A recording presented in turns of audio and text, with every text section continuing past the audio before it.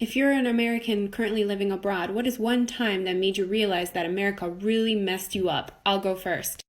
I live in Warsaw, Poland now, but I always stay in touch with what's happening in the US, and I happened to hear about that Las Vegas shooting when someone opened fire on a bunch of concert goers. And it was very tragic news, but that day I also went to the movies, so I was already in a kind of weird mental state. And when I left the movies, I got on the tram again in Warsaw, and I saw this guy kind of being sketchy and acting weird in the last seat. And I kept eyeing him the whole time, and he had his jacket open and he was holding something inside. He was hiding it. And I thought, my first American thought was it's a gun or a knife or some kind of weapon, and I need to move away as soon as possible. So I kept looking at him the whole ride, and then he takes it out, and it was a beer can. He was sipping it and hiding it during the tram ride. That's what happens in Poland, not guns, not knives. And I started crying and laughing at the same time because that's when I realized, wow, that's messed up. So I've been living in Spain for the last 2 years, and a little over a year ago, I was uninsured. I didn't have health insurance for about 2 months, and unbeknownst to me, in that short period of time, I got sick enough to where I needed to go to urgent care. And when I arrived, I explained to the women at the front desk that I didn't have insurance and that I would be paying for everything out of pocket, and they were aghast. They were just like, oh my God, it's going to be so expensive. You shouldn't have to pay all that amount. And I was like, look, I don't have insurance and my face is the size of a football and I can hardly open my mouth. I clearly need to see a doctor. And the total for my urgent care visit, along with 8 weeks of antibiotics, was €100. And that was expensive to them. And I was, in my brain, prepared to spend 6-7 times that amount for that one visit and for that one round of medicine. When I was in high school, I was a lifeguard, and during my lifeguard training, they taught us that before we even administer first aid or CPR, we had to ask for consent to avoid being sued. Now, fast forward a couple of years, and I'm in London as a waitress, and my company sends me to go do CPR training. And while I'm there, they go over the same stuff that I learned in the States, but I notice that they're completely glossing over this one particular area. So I raise my hand and I ask, what are the laws here? Like, how do you avoid being sued if something goes wrong? To which every single person in the room starts laughing at me and says, oh, you're American, right? Yeah, no one here is going to sue you for trying to save their life. So I started my new job in the Netherlands. This was 3 years ago, and I was going through the company policy the first week. And I got to the section about leave, and they have a holiday leave, like PTO, and then they had sick leave in two different areas. And I was reading about sick leave, and I turned to my coworker, and I was like, I don't understand. Like, it talks about like the requirements for sick leave and like doctor notes like after 3 days, but how many sick days do we get a year? And she's like, what are you talking about? I'm like, how many are there? It doesn't say. She's like, it's just if you're sick, you're out. I'm like, I don't understand. She's like, it's unlimited. It's just if you're sick, you take a sick day. She was confused. I was shocked. There's a moment I realized we're fucked up in America and how we deal with people being sick with work. So during the first lockdown, we have an elderly neighbor, and we would go and check in on her every once in a while and like get her groceries if she needed. And progressively, she started not be able to breathe very well. And we knew it wasn't COVID because she had it before. But like at one point, it was like she couldn't even get to the door without like literally not being able to breathe and having to sit down. So my partner decided that we needed to call an ambulance for her and get her to the hospital pronto. And when he told me that he was going to call an ambulance, the first thing that I said was, are you sure? Can she afford an ambulance? Like, we could just drive her. And it wasn't until my partner looked at me like, and that it clicked that, oh, that's not a worry here. And then I went upstairs and cried because it really smacked me in the face that as Americans, we are conditioned to not worry about someone's health first, but to worry about whether or not they can financially afford to see a doctor and get help. Literally everything. When I lived in America, I thought I had it all, or that we were better off than like most countries. You know, we're the greatest country on earth, the American dream. But then I moved to Ireland, and upon arriving here, they explained certain things to me. Here in Ireland, you receive this thing called child benefit, which most developed nations have except for the US. And you receive a monthly check for each child, doesn't matter what your income is. Children here get free healthcare until they're 6. Also, if you're pregnant, your healthcare is free. Also, I'm about to start my master's degree here, and it pisses me off thinking about the fact that I went into college debt for a degree in America, and what I pay here for a master's degree in Ireland doesn't even compare. It just pisses me off that I was struggling and slaving for a dream that never existed, and I thought it was normal. So in the U.S., I regularly get pneumonia. Sometimes I get like pneumonia and bronchitis, but pretty much all, like clockwork, I get it. I had just moved to Scotland for my master's, and I was coming down with a respiratory infection like I do every year. It was the early onsets of pneumonia, but like normally I wait to the point of where I'm like literally unable to breathe before I go to the doctor because it's expensive in the US. Well, here I was like, you know what? I'm here. I paid for the NHS. Let me go get it. Saw a doctor, gave me a prescription. I went to the pharmacy to pick up my medication, something that I literally would not be able to afford with my minimum wage job and being a full-time student. They gave it to me for free because it was necessary, and I almost cried in the pharmacy.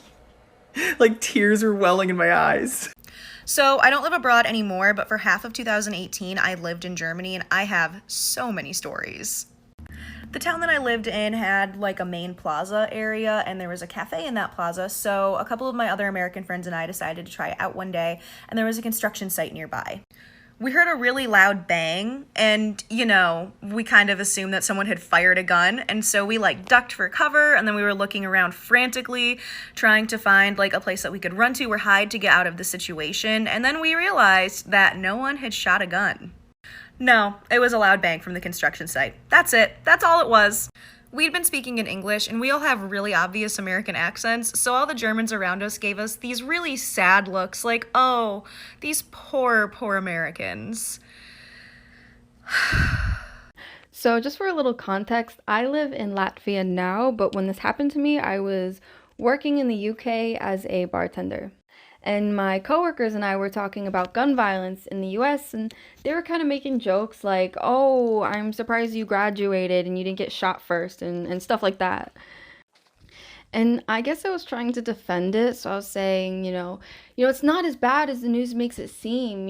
I only know one school that had an active shooter and had to go into lockdown. And, for me, I only had one gun threat in high school, and it was just a threat. And one when I was in elementary school. And then my coworkers kind of looked at me like, you what? And you think that's normal?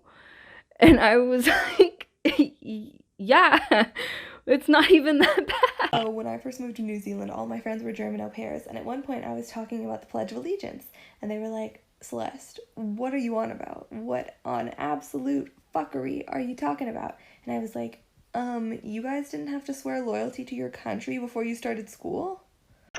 Okay, I have another one. When I was studying in Spain, we had our orientation the first week of classes, and our program director sat us all down and had to explain our health insurance to us and how it worked. And basically it worked that you paid like €1,000 for the semester and you got health insurance, like free health insurance for everything, covered everything.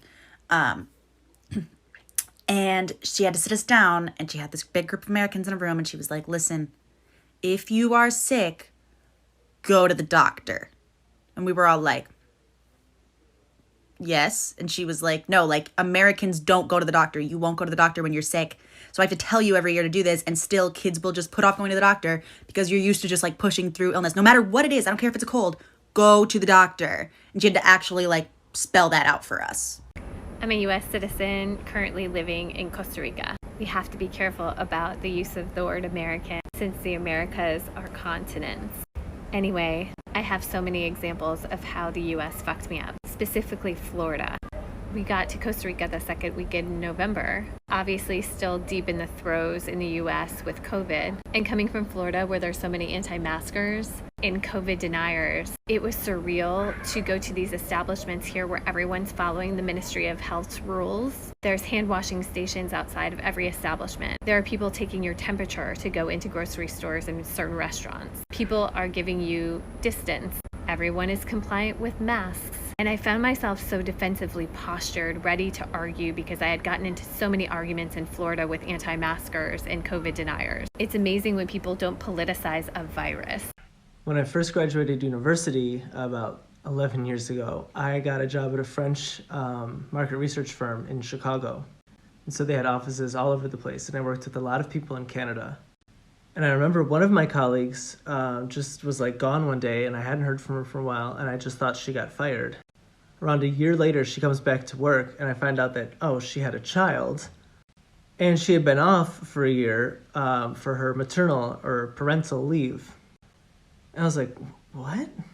You get a whole year off? I mean, Americans, if they're lucky, get like 12 weeks.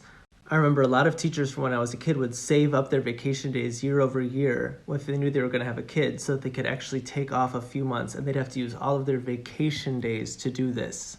It's just mental to me that America considers itself a family-based society and like can't even give parents a good start. So for me, it was a few different times all while I was living in Australia. One time with the various shootings that we have here in the States, my boss came to me and he was like, are you okay? How are you feeling? Do you need some time off? And I was like, why? And he was like, because I heard about the shooting that happened back in the States. I had to sit there and have an honest moment with myself and him to realize that I had built up a numbness to all the shootings because they happen all the time. So that sucked. Number 2. I have horrific cramps. I always have. They make me pass out. I throw up. I've been in the emergency room I don't know how many times at this point. It's just how it's been. I fought against it, but I finally had my roommate take me to the emergency room, and my total was $100 when I left. As someone who was only on a working holiday visa and not a $2,000 bill like it would have been in the States.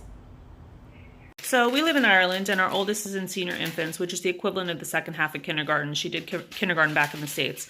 And she came home from school one day and she said, Mommy, we had a drill today. And I went, oh, active shooter drill? No. Bomb threat? No. Mommy, it was a fire drill. Well, oh, okay. I mean, back home, she had active shooter drills every month in kindergarten. We get these phone calls and it'd say, oh, in accordance with Florida law, blah, blah, blah, everything's gone back to normal. And I'm just sitting there thinking of my kid hiding in a bathroom with 30 other kindergartners and her poor teacher trying to keep all these kids quiet. I'm like, that's not normal here. That's something we got used to because that's what America is. It's just one big active shooter drill. My son was 5 years old the summer that we moved to Portugal. And once the school year rolled around, I took him shopping for some new clothes, some shirts, some shoes. And it reminded me of how the year before, when we lived in Texas, we had done the very same thing, except he had begged me for a pair of those really cool light up sneakers that I loved and he loved. But it broke my heart to have to tell him no, because I did not want him to become an easy target if ever there was a school shooting. And being in Portugal, shopping with him, and not having to worry about that for the first time in my life was a really big aha moment. There's a lot. This might have to be a series, but here's the first one that comes to mind. It's really 2 things in one. One night in mid-November, I woke up, I was having really bad chest pains, and I was like cold sweating and everything, all the symptoms of a heart attack. And I was sitting there in my bathroom like, should I call 112 for an ambulance? It's going to be so expensive. There was a moment I literally thought about riding my bicycle to the hospital because it's about a 10-minute bicycle ride away from my apartment.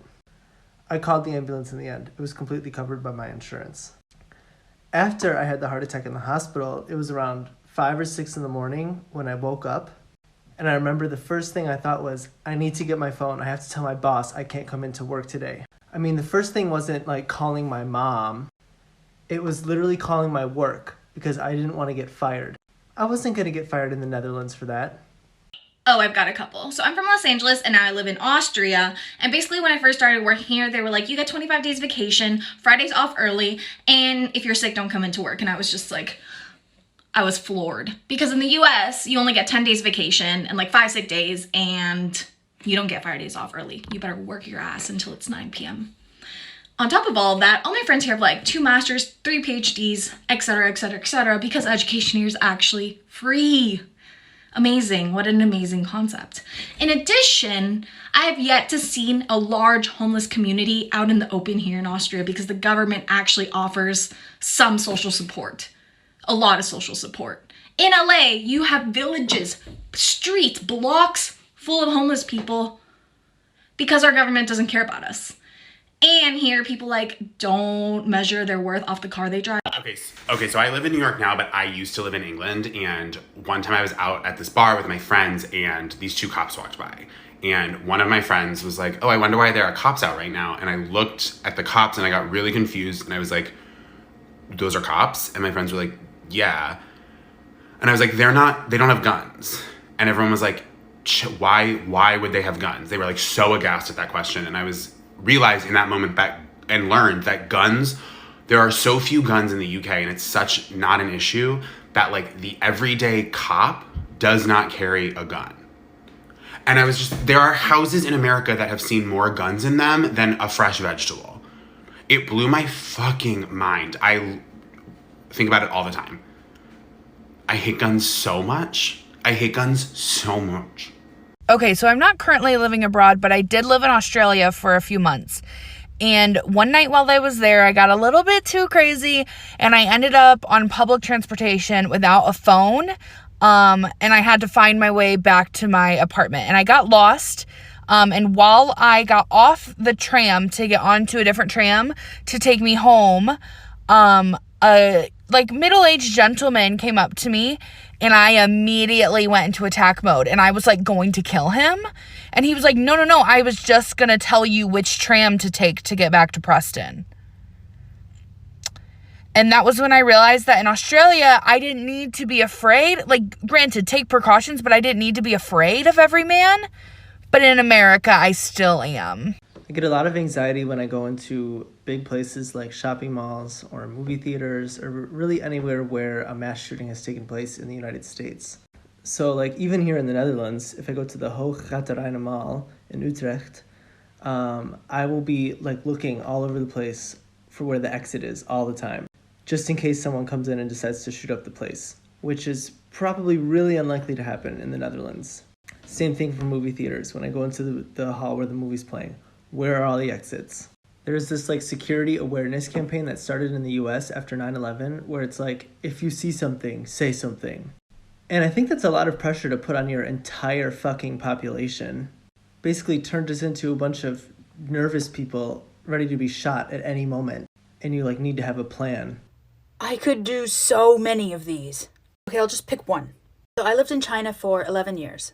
I worked with Chinese people, but also people from all over the world. So this one day I was talking to a guy from the UK. I don't remember how we got on this topic. We're talking and I must have said something about like, yeah, I wouldn't want to burden somebody with my problems, you know? And I won't forget this changed how I think about this issue and interact with people. And he goes, It's so weird that Americans think that by talking about your problems, you're bothering somebody else. Like you're putting your problems on them. That's not how it works. I'm not any worse off if you tell me you're having a bad day or you're depressed.